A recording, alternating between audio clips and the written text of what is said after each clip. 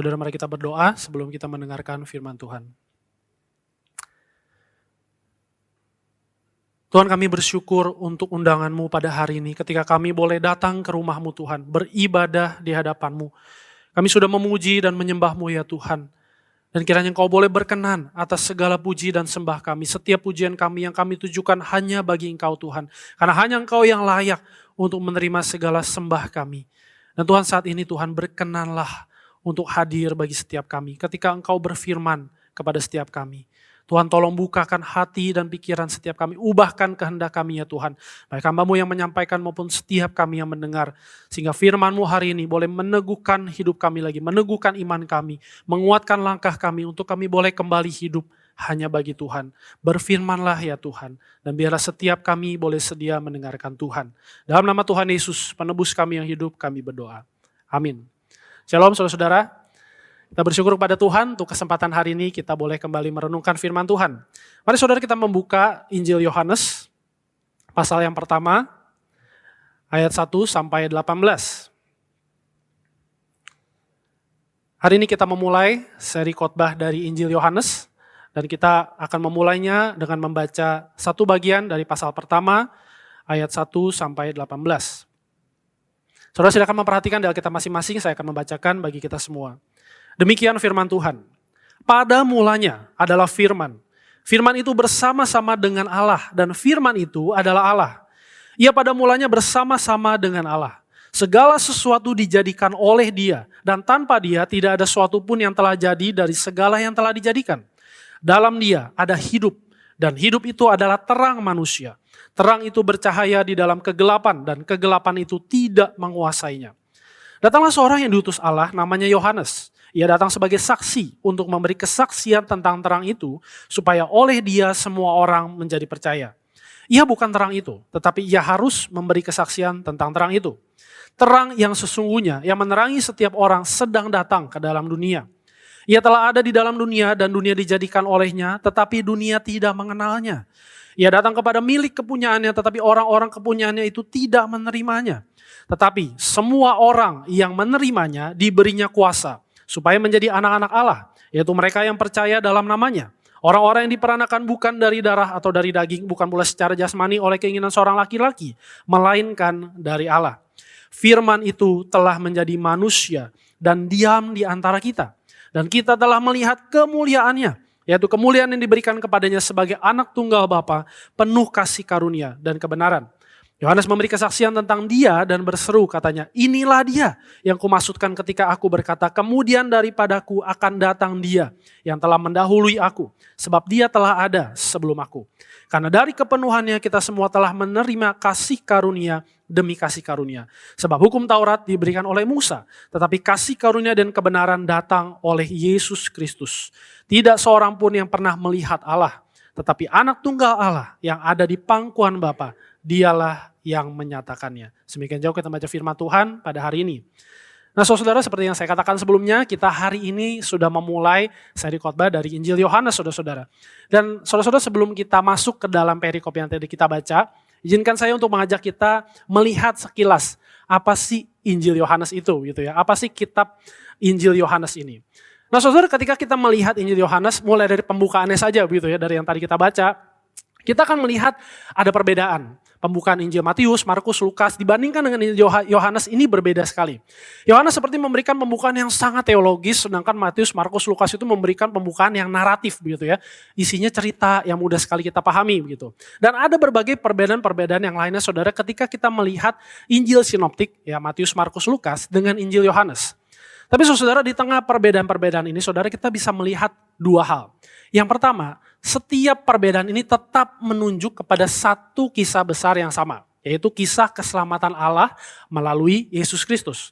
Dan yang kedua saudara, setiap perbedaan ini justru memperkaya pembacaan dan pemahaman kita akan keempat Injil ini, akan kisah besar dari keselamatan Allah melalui Yesus Kristus.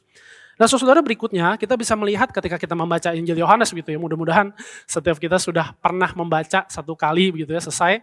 Ada banyak kontras Banyak kontras yang digunakan oleh Yohanes untuk menyampaikan Injil, menyampaikan pesan Injil dari Yesus Kristus. Saudara, ada banyak sekali kontras tentang gelap dan terang, hidup mati, buta melihat, dan lain sebagainya, saudara. Dan kontras-kontras ini bukan sekedar mau menunjukkan apa yang bisa kita lihat oleh mata jasmani. Tapi lebih dalam lagi adalah apa yang tidak terlihat oleh mata kita. Realitas rohani yang ada di dalam hati setiap manusia. Dan kemudian saudara, kalau kita melihat Injil Yohanes kembali, maka kita bisa membaginya ke dalam beberapa bagian untuk membantu kita juga memahami seluruh Injil Yohanes ini. Saudara, bagian yang hari ini kita baca adalah pembukaannya. Pasal 1 ayat 1 sampai 18. Ada prolog dari Injil Yohanes. Kemudian pasal 1 ayat 19 sampai pasal 12 ayat 50, di sana ada yang bisa disebutkan sebagai section Book of Signs. Kumpulan dari tanda-tanda yang Yesus berikan untuk menyatakan kemuliaan Allah, untuk menyatakan kemuliaannya. Dan saudara-saudara, dari pasal 13 ayat 1 sampai 20 ayat 29, di sana disebutkan section itu adalah Book of Glory, narasi dari kemuliaan Allah yang nyata di dalam Yesus Kristus.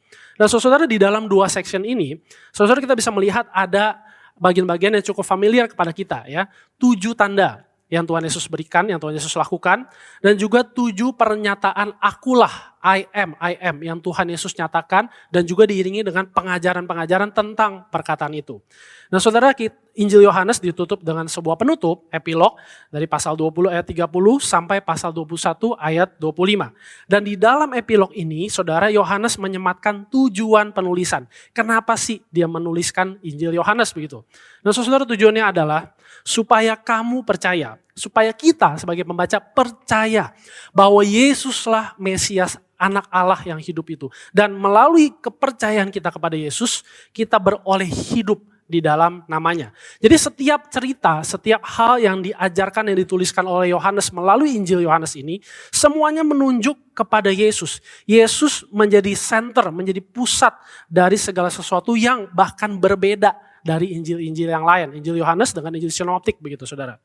Dan saudara, yang terakhir, pengenalan mengenai Injil Yohanes, saudara, genrenya, ya, jenis sastranya itu tentu kalau kita bisa melihat adalah Injil, narasi Injil begitu.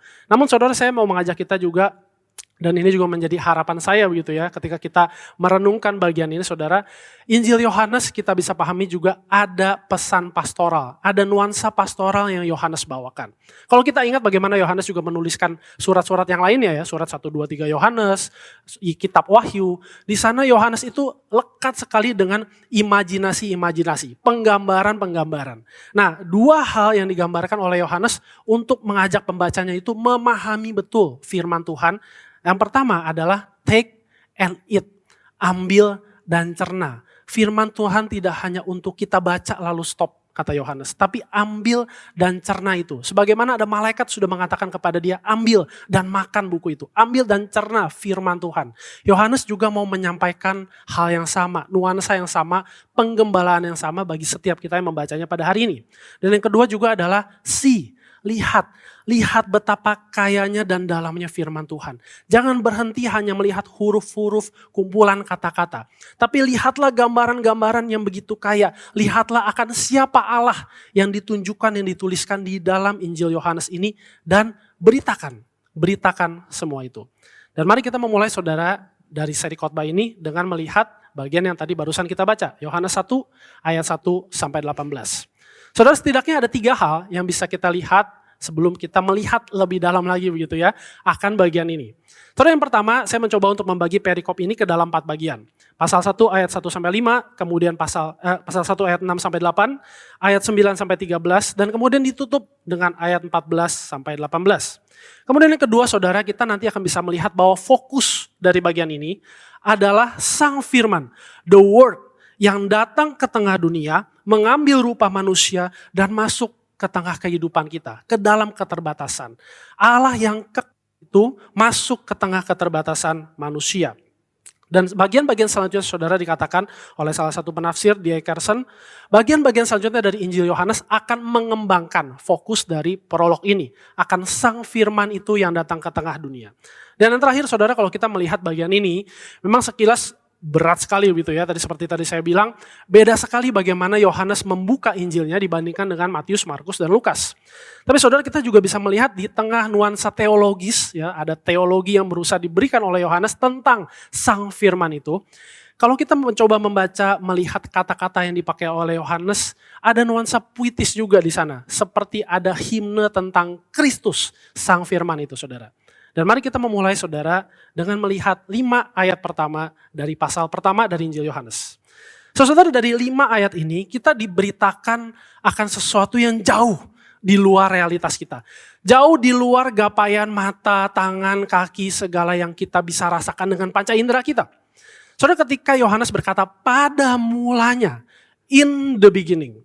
Saudara, harusnya kita melihat pikiran kita, atau mungkin ketika kita membaca itu di Alkitab, tangan kita sepertinya langsung otomatis dibawa untuk balik kepada kitab Kejadian. Kejadian pasal 1, ayat 1 berkata apa? Pada mulanya, in the beginning, God. Pada mulanya Allah, dan Yohanes seperti mengambil bagian itu, nuansa itu untuk memperkenalkan siapa sang firman ini. Dia katakan pada mulanya Allah, pada mulanya firman itu adalah Allah. Dia menyatakan realitas yang jauh di luar apa yang bisa kita terka. Dia membawa kita tidak hanya kepada narasi penciptaan, dan mulanya itu menciptakan langit dan bumi. Dengan firman Allah menciptakan langit dan bumi. Tapi dia menarik lagi lebih jauh kepada kekekalan. Dikatakan firman, sang firman itu adalah Allah. Dia bersama-sama dengan Allah yang kekal itu. Ada relasi yang terbentuk di antara Allah Tritunggal. Firman ini bagian dari Allah Tritunggal. Sebuah realitas yang sangat jauh, saudara. Dan tidak hanya itu. Dia mengatakan bahwa sang firman ini tidak hanya terlibat di dalam penciptaan. Lebih dari itu, dia terlibat di dalam keselamatan bagi umat manusia. Karena itu saudara, di ayat keempat dan kelima, Yohanes mengatakan sang firman itu adalah terang. Di dalam terang ada hidup, di dalam hidupnya yang diberikan kepada manusia ada terang. Dan dikatakan kegelapan tidak dapat menguasainya. Nah saudara, jangan kecelek begitu ya. Ini bukan sebuah kontras atau perbandingan yang setara, terang dan gelap begitu ya. Memang ada beberapa bagian di dalam Injil Yohanes, dia akan memakai perbandingan yang sepertinya setara itu. Tapi di dalam bagian ini, dia berusaha untuk menyampaikan bahwa ada kegelapan. Tapi ketika terang datang, kegelapan ini tidak bisa mengalahkan terang ini. Sebuah perbandingan yang tidak sepadan. Sebuah pertandingan yang tidak akan bisa dimenangkan oleh si kegelapan ini. Karena terang sudah menguasai seluruh kehidupan manusia, bahkan seluruh ciptaan. Nah, saudara, di sini kita bisa melihat bagaimana kedatangan dari Yesus, sang firman itu akan mengalahkan semua kegelapan. Sebagaimana ketika penciptaan, di awal penciptaan dunia kosong dikatakan. Kegelapan meliputi samudera raya. Roh Allah melayang-layang di atas permukaan bumi. Dan dikatakan oleh Allah, jadilah terang. Dan terang itu jadi dan Allah memisahkan terang dan gelap. Kegelapan akan kalah oleh terang. Terang itu bukan karena terang itu tiba-tiba datang lalu mengalahkan. Karena terang ini sudah dari kekekalan. Dia tidak bisa ditandingi oleh apapun dan ketika dia datang ke tengah dunia, dia akan mengalahkan kegelapan itu. Dan Yohanes membawa narasi penciptaan itu, terang dan gelap itu, kepada narasi keselamatan. Kegelapan hati manusia, kegelapan dunia akan dikalahkan dan sudah dikalahkan ketika Yesus datang. Dan apapun yang akan dilakukan oleh dunia, apapun yang akan dilakukan oleh manusia, tidak akan bisa menandingi terang kehidupan yang sang firman itu bawakan. Saudara, dari 5 ayat ini saja, kita bisa melihat sebuah pembukaan di dalam pembukaan Injil Yohanes begitu ya, yang sangat tajam dan indah. Saudara, bayangkan kehidupan kita. Kehidupan ini bukan sekedar pada mulanya tentang saya lahir, pada mulanya tentang saya berhasil, bukan. Yohanes mau menunjukkan bahwa pada mulanya kehidupan manusia adalah tentang Allah. Pada mulanya adalah Allah yang datang ke tengah dunia. Pada mulanya adalah Allah yang rela untuk menembus kekekalan dan menuju keterbatasan kehidupan manusia untuk menerangi semua kegelapan kita, semua kegelapan dunia. Dan dunia dengan segala kegelapannya tidak akan mampu untuk menggapai terang Tuhan. Tidak akan mampu untuk mengalahkan terang Tuhan. Nah saudara, bukankah ini berita yang baik bagi kita? Anugerah yang teramat ajaib. Allah yang kekal itu. Allah yang sebenarnya cukup pada dirinya sendiri. Relasi Allah Tritunggal itu begitu indah. Saling mengasihi, saling bersekutu satu sama lain. Mereka tidak membutuhkan apapun dan siapapun di luar mereka. Tapi ketika Sang Firman itu datang, dia seperti keluar dari relasi itu yang begitu indah. Dan dia mampu untuk menebus kehidupan manusia yang gelap ini. Itu adalah berita yang indah, anugerah yang ajaib, kebaikan Allah yang paling ultimat bagi kehidupan kita. Nah saudara, berita keselamatan inilah yang dikatakan di ayat berikutnya disaksikan oleh seorang bernama Yohanes Pembaptis. Yohanes mengatakan, penulis Injil Yohanes mengatakan bahwa ada orang yang diutus Allah untuk memberitakan tentang hal ini. Dan orang ini jujur. Mengatakan saya bukan terang itu, saya bukan Sang Firman itu, saya bukan firman yang datang itu. Tapi saya harus memberitakan tentang hal ini. Dan kita bisa melihat saudara bagaimana nanti Yohanes Pembaptis di dalam pelayanannya selalu menunjuk kepada Sang Anak Domba Allah yang menebus dosa dunia. Dia selalu menunjuk kepada kedatangan firman itu. Dia selalu menunjuk kepada Yesus yang akan datang, yang sudah datang bagi umat manusia. Nah saudara, ketika Yesus datang, ketika terang itu datang, Sang Firman itu datang, pasti ada respon yang dunia berikan. Karena itu saudara, Yohanes melanjutkan dengan berkata bahwa dunia ini merespon. Ada orang-orang, ada jiwa-jiwa yang menolak. Mereka nggak kenal, mereka nggak tahu siapa Sang Firman ini. Siapa the word ini, terang ini yang datang tahu-tahu ke tengah dunia. Katanya untuk menebus dosa manusia, katanya untuk menerangi kehidupan saya yang gelap. Saya nggak kenal siapa dia. Dan bahkan dikatakan ketika terang itu datang kepada milik kepunyaannya. Kepada umatnya sendiri yang sedang diliputi oleh kegelapan dosa. Umat yang menolak dia, tidak mau menerima dia. Saudara, lihatlah dunia yang kita hidupi saat ini. Berapa banyak orang yang masih menolak akan kehadiran Yesus. Ketika kehadiran Yesus itu tidak dapat dihindari. Dia menembus segala keterbatasan manusia, keterbatasan dunia, dia menyatakan dirinya. Tapi manusia, dunia terus-menerus menolak dia. Tapi saudara, ada berita baik. Yohanes bilang, ada orang-orang yang menerima kedatangan Sang Firman ini.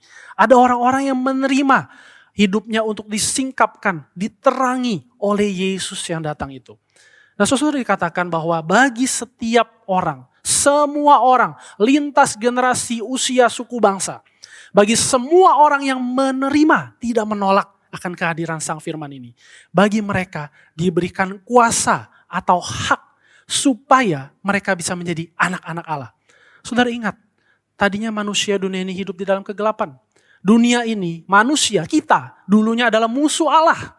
Dan ketika kita menerima kehadiran Sang Terang itu, Firman itu, Yesus itu, kita diberikan hak untuk menjadi anak-anak Allah.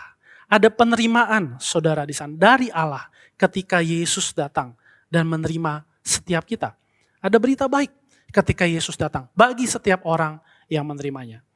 Dan saudara, kita sampailah kepada puncak dari bagian ini.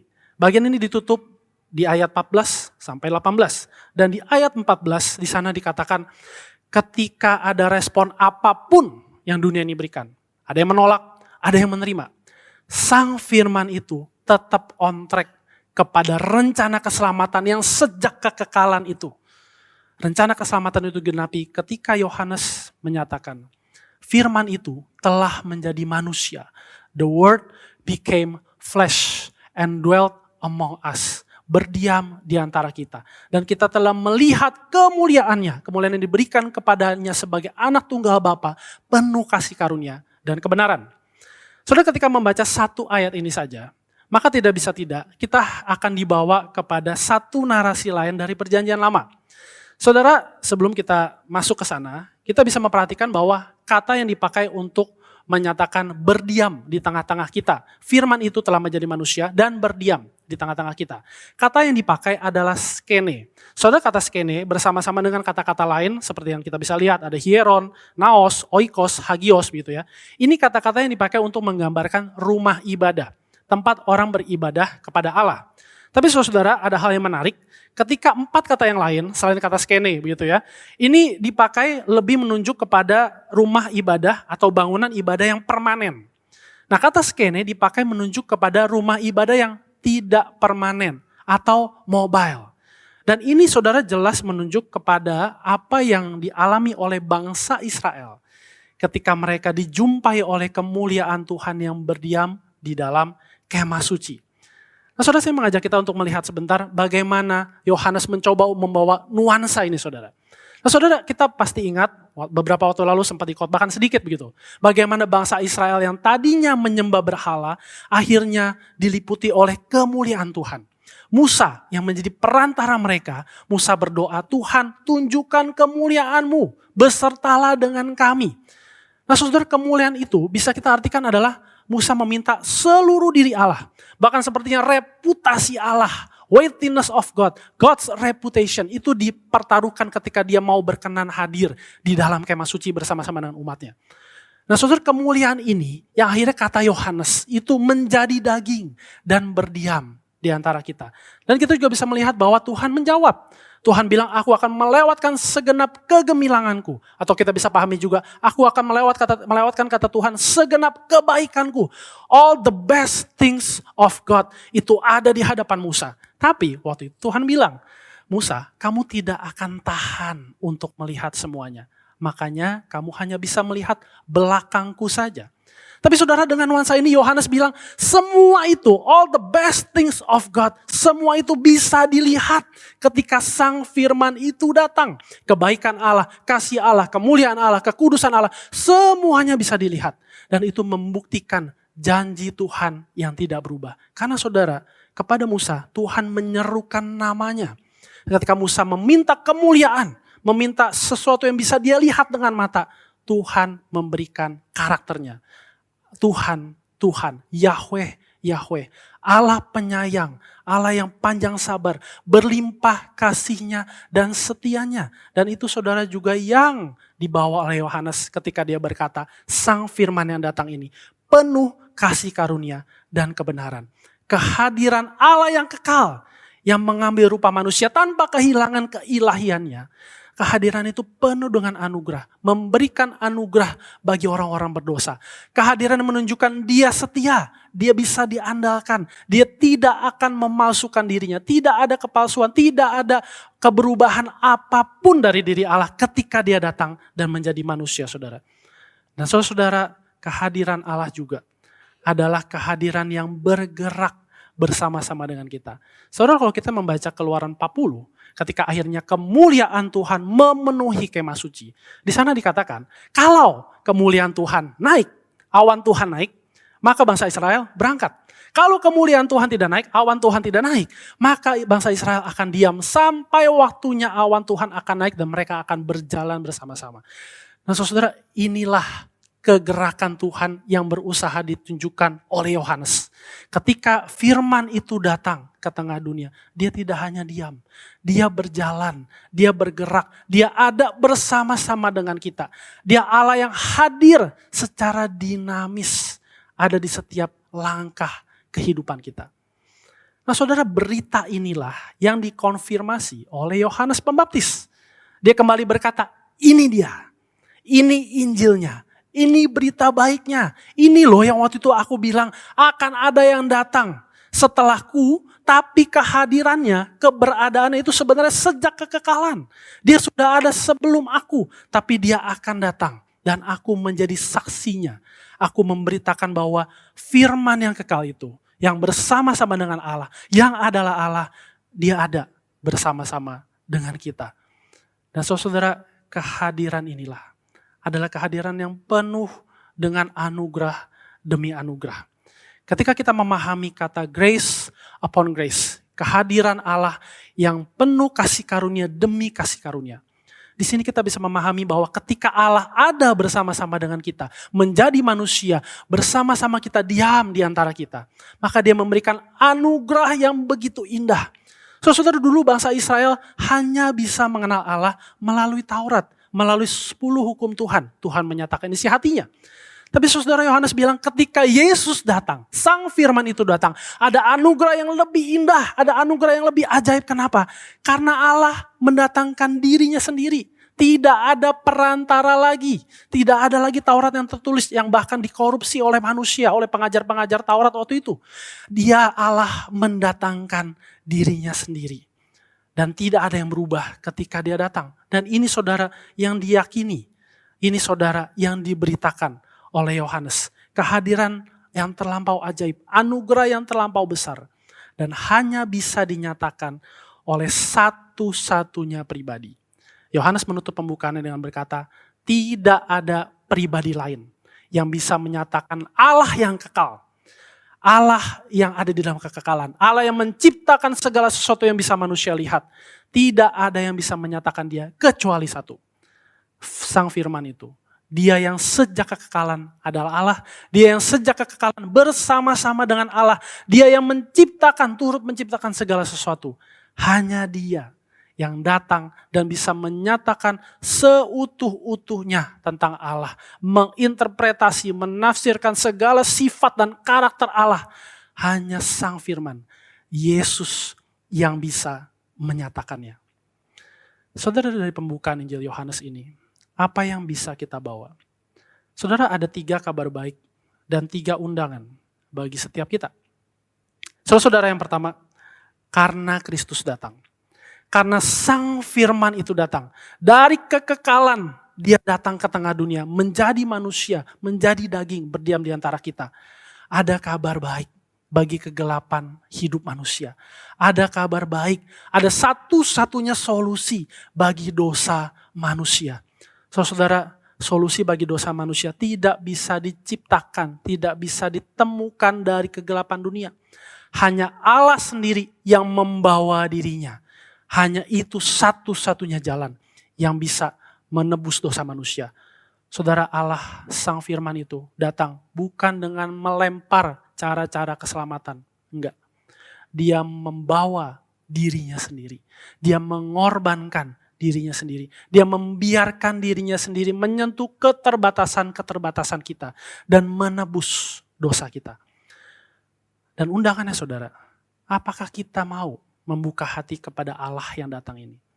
Kepada Dia yang memberikan dirinya sendiri tanpa dihalang-halangi. Seutuh-utuhnya dirinya bagi dosa kita. Seutuh-utuhnya kemuliaannya dan kasihnya bagi kegelapan hati kita.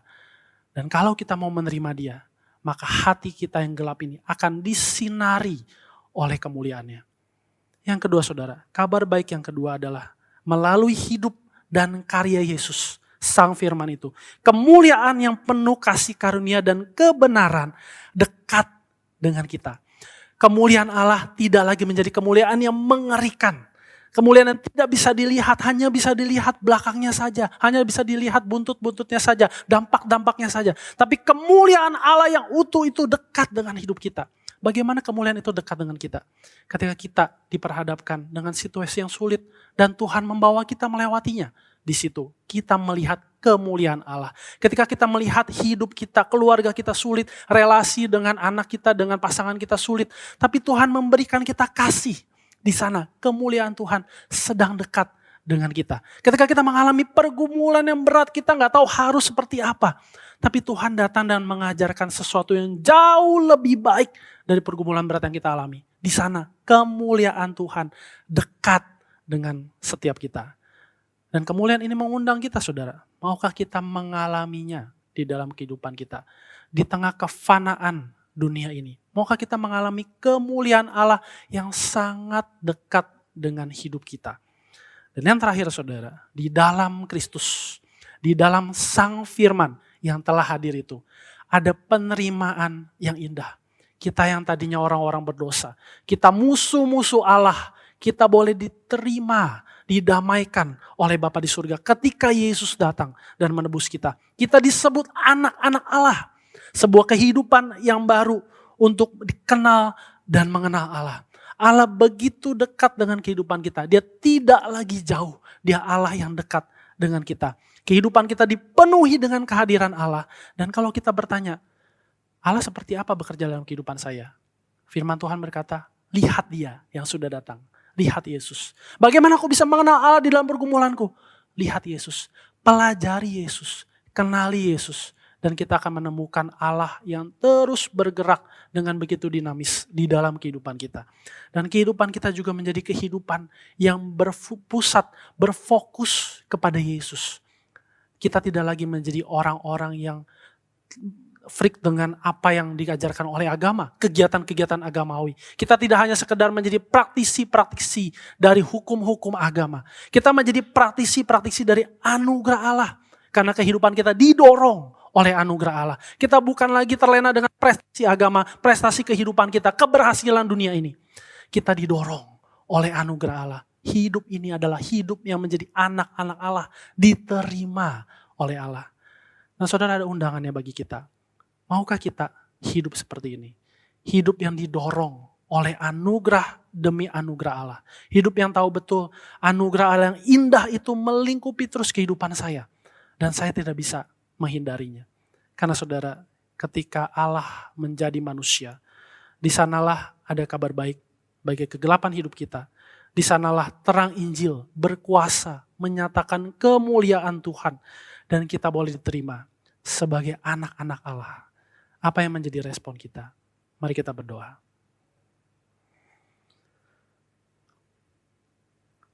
Saudara, mari kita merenungkan firman Tuhan hari ini melalui 3 undangan tadi.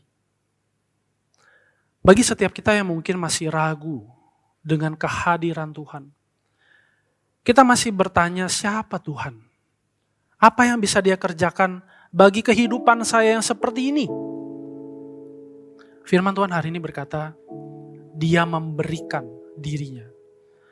Dari kekekalan, dari kelimpahan kasih-Nya, kehidupannya yang begitu enak, mulia, kudus. Dia datang menjumpai kegelapan hati kita, menyingkapkan seluruh kegelapan hati kita, kegelapan dunia ini.